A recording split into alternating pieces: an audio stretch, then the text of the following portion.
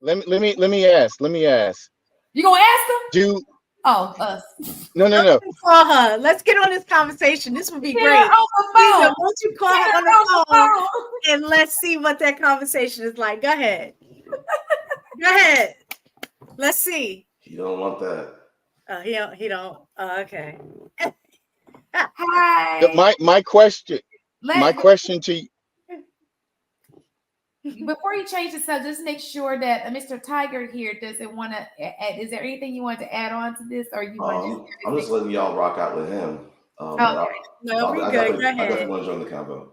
Go ahead. You're the new guest. We've talked. Once you go ahead and get your points in, because I'm about to get to bed soon. Okay. Yeah, I mean, I love the topic. I know it kind of went a little off. I love the conversation interview y'all had with Caesar. Caesar, I don't know what you came up to talk about. I was confused. I'll say this. Like I said, I love the topic about the gender war stuff.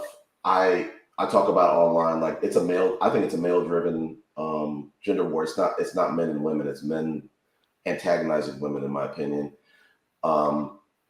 I think that, in my opinion, I think that we have a generation of men, specifically in the Black community, that are not taking action. They're leaning on stats. They are looking for stats to give them hope. But that's not how you go about. No other generation of men live like that. We have. I don't know how, but we're seeing the incel community taking over men of all races, specifically Black men. Hold on, Tiger. You better be careful. They're about to call you a simp and say you pandering. I don't care if they do. I don't care if they do. I don't. It's the facts. Black men have not been marrying for generations. This isn't new. It's just that now men in general have been consumed with stats. And so, like I said, no shots at Caesar, but it's like Caesar. I want to know this for myself. How old are you? I'm 42, by the way.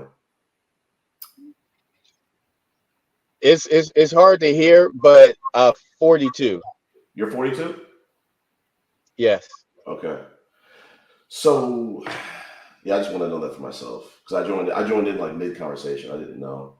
But like I said, there's this gender war going on, and I think it's just men's way of filibustering. A lot of these men don't want kids. They don't want marriages. They just want to listen. Like I was hearing you, Caesar's Palace, talk about women and how they have options for sex. Okay, they have more access to sex. Okay, and men have the opportunities to get married, and it's very easy for us, extremely easy for us, especially as Black men. Because most Black people are not married. Like only 35% of Black men are married. And we can get married if we wanted to. Maybe to the women we want, maybe we can't, but we can get married, period. I wanted to join this little gender war conversation. Because I love that topic. I appreciate that. But Right. you know they're about to come for you.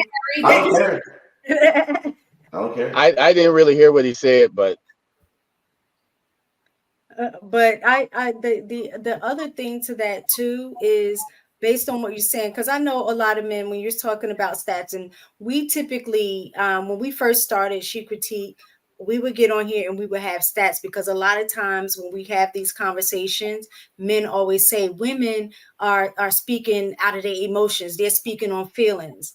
But then when you begin to have the conversation with the stats that don't necessarily support what is being said, then it's like, oh, you can't trust the stats.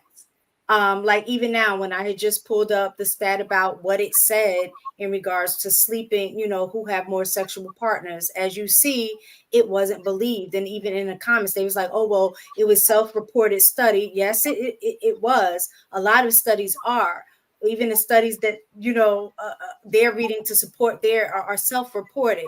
So that is one of the things that, it could be that men and women are lying on what they're self-reporting. Men might be lying that they slept with more women than they actually did.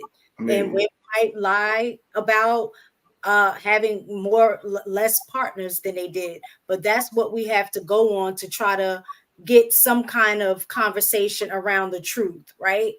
That's the closest that we have to that. But even when we're looking at stats, like how you said, most I think it's only 29% of Black women are married, and like 36% of Black men are married.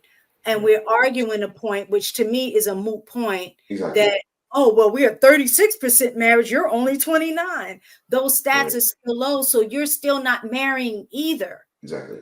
Marriage is male driven. Yeah, especially when you're comparing us to other groups. They're in, like, I think our white counterparts is at like 52%. Exactly. And then when you get into other ethnicities, it's even higher than that. So Black the 36% is just arguing a moot point just to say, well, we get married more than y'all. Like, but those numbers really don't make. You can't compare. You can't compare the man to the woman. Yes, you can. You're right. What I'm saying, Caesar's Palace, is Black men are and have been. I think they've always been the least married men in this country. They've always been. It was like 65%. It's like 32. It was 32 in 2009. And with like the red pill movement, it's about to go lower. White men used to be married like 73, 75%. And now it's like, it dropped to like 52. So like the problem is like the red pill men want to have this conversation of women, they drive sex, or they're the gatekeepers of sex, and men are the gatekeepers of marriage. Well, then the reason why we have so many out of wedlock babies, or we don't have as much marriage, is that's a Black man problem. And going back to the previous conversation about women, whether they're having more sex or not, why do we care? Because you can easily find women who don't have a lot of sexual experience if that's your shtick. Like I don't know why it matters. Like, are we here to find? Wait. So you think a whole bunch of bodies don't affect women? You don't think women have a bunch of trauma with the more sex? Adults go to therapy, so that's a moot point. Well, this is what I was going to say too. That what I don't like to hear. Well, the agenda that is sometimes it sounds like it's being pushed when we're talking about Black women and they have all of these babies and they're single. Like, yes, we are the Black women are the highest single mother group out there. We know that, but when we're having these conversations, the other side to that is that we're also now the fertility for Black women has declined. Black women are having fewer children than any other ethnic, racial and ethnic group. That's not true.